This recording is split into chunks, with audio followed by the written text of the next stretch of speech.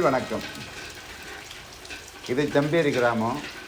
இங்கே தான் நான் வசித்து வரேன். ஒரு 40 ஆண்டு காலமாக அந்த கலைவலத்தில் இருந்துகிட்டு இருக்கேன்.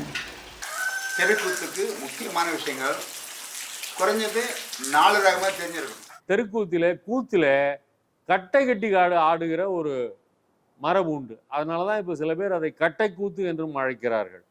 தோளில புஜக்கட்டை, தலையில கிரீடம், மாறில மார்பதக்கம், இவையெல்லாம் கட்டையினாலான இந்த ஜாமான்களை அணிந்து கொண்டு ஆடுவதுதான் கூத்து.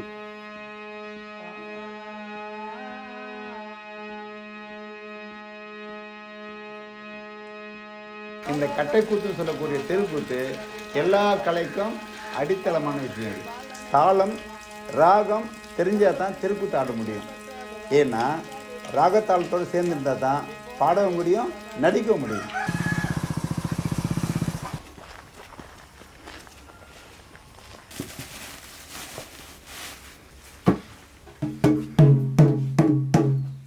இந்த தெருக்கூத்தில் ஏதோ மனசுக்கு திருப்தியாக இருக்க தவிர நிம்மதி கிடையாது. ஏன்னா இந்த 40 ஆண்டு காலத்தில் நான் பெருசாக என் குடும்பத்துக்காக எதையும் நான் சாதிக்கலை, சேர்த்து வைக்க முடியல. ஏன்னா சம்பாதிக்கிற காசு செலவுக்கும் நம்ம சாப்பாட்டுக்கும் சரியாக போயிடுது. அதனால் இதை நம்ம தெருக்கூத்தையே நம்பி வாழறது வந்து ரொம்ப கஷ்டமான விஷயம். இந்த கஷ்டமான விஷயத்த இருந்தாலும் பாரம்பரிய கலை கெட்டு போகக்கூடாது அப்படின்னு சொல்லிட்டு நிறைய பிள்ளைங்களை சேர்த்து அதுக்கு நாடகத்தை சொல்லிக் கொடுக்குறோம். அப்போ இவங்களுக்கு போதுமான மேடை இருக்கான்னா அது ஒரு கேள்விக்குறியாக தான் இருக்குது இன்றைக்குமே. அதாவது இன்னைக்கு சென்னையில் வந்து எத்தனையோ சபாக்கள் இருக்குது. அங்கே வெறுமனே கர்நாடிக் மட்டும்தான் இசைக்கணும், இது மட்டும் தான் இசைக்கணும் அப்படின்னு இருக்கு. வெஸ்டர்னை மட்டும் ஆண் பார்த்து சபால கூப்பிட்டுலாம் வாசிக்கிறாங்க. ஆனா நம்மளோட நாட்டுப்புறத்துக்கும் அந்த அந்த அந்த அந்த மேடை தேவை. இது கலைஞருக்கு என்னன்னா போதிய மரியாதை கிடைக்காது, அவ்வளோதான். அதில் இப்போ தெருக்கூத்துக்காரன்னு சொன்னாவன் கூத்தாடுறோன்னா அப்படின்னு ஒரு கேவலமாக நினைப்பாங்க. ஆனால் இருந்தாலும் நம்முடைய பாரம்பரியத்தை காப்பாற்றுறதே தெருக்கூத்து தான்.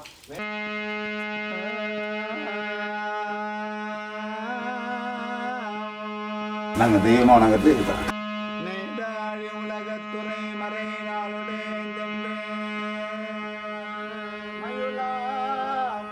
வயதான கலைஞர்களுக்கும் இருக்கிற இளைய கலைஞர்களுக்கும் ஊக்கம் கொடுக்கணும். ஊக்கம் கொடுத்தா தான் இந்த கலை வளர்க்க முடியும். ஊக்கம் தரத்துக்கு யாரும் கிடையாது. அதே மாதிரி நலிஞ்ச கலைஞர்களுக்கும் அவங்களை தூக்கி நிறுத்துறதுக்கும் அதுக்கு ஆள் கிடையாது. இன்னைக்கு இருக்கக்கூடிய காலகட்டத்தில் நம்மளோட கலைஞர்களுக்கு மேடை தேவை. அந்த மேடையை வந்து இங்க இருக்க அரசோ இல்லை வந்து தனிப்பட்ட நிறுவனங்களோ அந்த மேடையை வந்து உருவாக்கி தரணும். ஏன்னா அப்பதான் அந்த கலை வாழும். கிராமிய கலைஞர்காய் நம்மளுடைய பாரம்பரியத்தை காப்பாற்றுறாங்க அப்படின்னு சொல்லிட்டு இந்த கிராமிய கலைஞர்களுக்கு அரசாங்கமே முன்ன வந்து எதனா செஞ்சாக்கா நல்லா இருக்கும். இது செய்யறது இல்லை. அதனால இந்த கலையானது நாளுக்கு நாள் குறைஞ்சிக்கிட்டே வருது.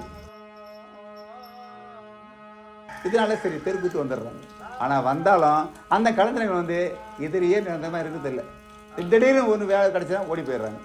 அப்போ என்ன பண்ணுது, நம்ம ஒருத்தருக்கு நம்பி நாடகத்துக்கு தான் நம்ம வாங்கிட்டோம்னாக்கா பிறகு அந்த ஆளுட்டுமே அங்கே நடிக்க முடியல. அப்போ அது கஷ்டம் இருக்குது. அதனால வேண்டி கலை உலகத்தில் இருக்காங்கன்னா அந்த கலை உலகத்தில் அவங்க நிரந்தரமாக செய்யணும்னாக்கா அவங்க போதிய வருமானம் இருக்கணும். போதிய வருமானம் இருந்தோம்னாக்கா கலை உலகத்துக்கு போக மாட்டாங்க. கலைஞராக அவங்க உடனே கௌரவம் இருக்கணும். அப்போ தான் நம்ம நாங்கள் போய் தொழில் செய்ய முடியும்.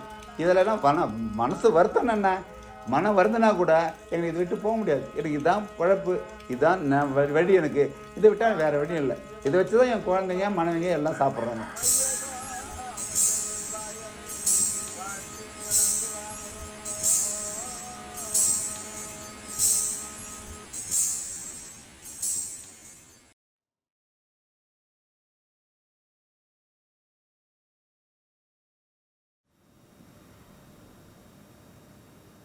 கணியன் கூத்தெல்லாம் வந்து இன்னைக்கு ரொம்பவே அழிவின் விளிம்பில் தான் இருக்குன்னு நம்ம சொல்லணும்.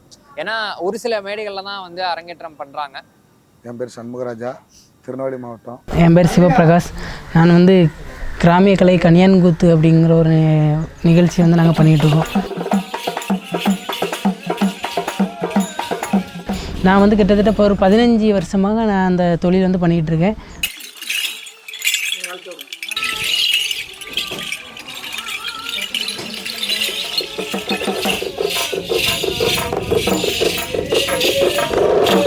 நாங்கள் 2 பேரும் வந்து டான்ஸர். இதில் கன்னியாகுமரி நிகழ்ச்சியில் வந்து மொத்தம் 7 பேர் வந்து கொண்டு தான் ஒரு குழு. அந்த 7 பேரில் 2 பேர் மகுடம் வாத்தியம் பண்ணுவாங்க. ஒருத்தர் அண்ணாவி, அவர் வந்து மெயினாக பாடுவார். அதுக்கப்புறம் துணை பாடகர்னு சொல்லுவாங்க. இவர் பாடுறதை அவங்க எடுத்து விடுவாங்க. 2 பேர் மகுடம் வாசிப்பாங்க. ஒருத்தர் உச்சர், ஒருத்தர் மந்தம்.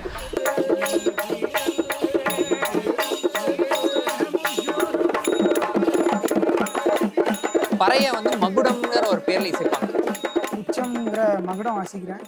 இந்த கணியான்குத்து தொழிலை ஒரு 12 வருடமாக பார்த்துக்கிட்டு இருக்கேன்.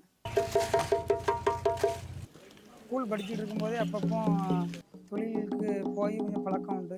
எங்கள் தொழிலை பொறுத்த வரைக்கும் எல்லாத்துக்குமே முக்கியத்துவம். பாட்டு, மகுடம், ஆட்டம். இந்த பாட்டு எப்படி பாடுறாங்களோ அதுக்கு தகுந்தாப்புல தான் இசை அமைப்பாங்க, மகுடம் அடிப்பாங்க.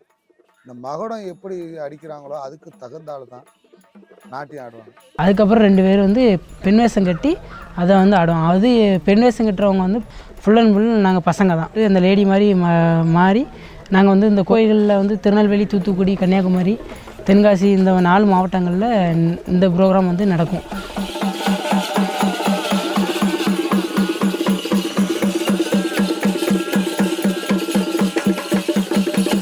அப்பா, என் தாத்தா, அதுக்கு முன்னால் உள்ள சந்ததிகள்லாம் இந்த தொழிலை வச்சு தான் வளர்ந்து வந்தாங்க. அதே பிரகாரம் நாங்களும் இந்த தொழிலை இன்னும் வரைக்கும் பண்ணிட்டு வரோம். எங்களுக்கு பின்னாலே எங்கள் பையங்களும் இதை தொடர்வாங்கன்னு நம்பிக்கை இல்லை. அடுத்தது எனக்கு ஆண் குழந்தை பிறந்தாலும் நான் அந்த பையனுக்கு வந்து படிப்பும் கற்றுக் கொடுத்துட்டு 2 அந்த தொழிலையும் நான் கற்றுக் கொடுப்பேன்.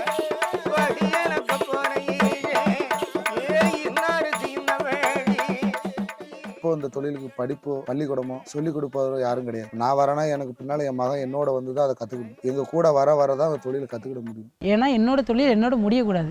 எனக்கு வர அடுத்தது என் பையன், அவனுக்கு அடுத்தது அவன் பையன் வந்து இந்த தொழிலை வந்து வேறு லெவலுக்கு கொண்டு போகணும் தான் நாங்கள் வந்து பாடுபட்டுருக்கோம். இந்த தொழிலை நான் இன்னும் எவ்வளோ கேள்வி கேட்டாலும் அவமானப்பட்டாலும் இந்த தொழிலை நான் வந்து ஒரு இன்ட்ரெஸ்டோடு நான் வந்து பண்ணிக்கிட்டு இருக்கேன்.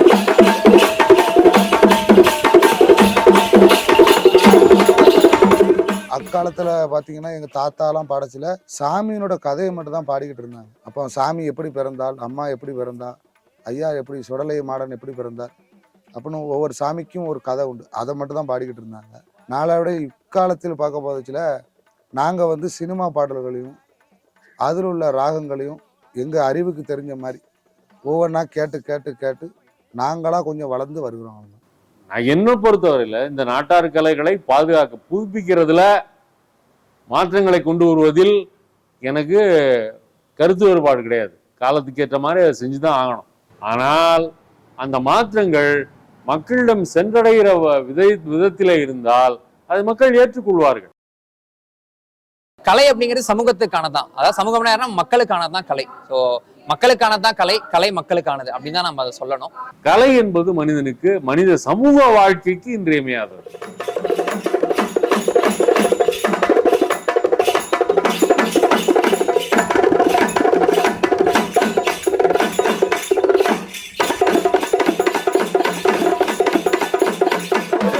இல்லாத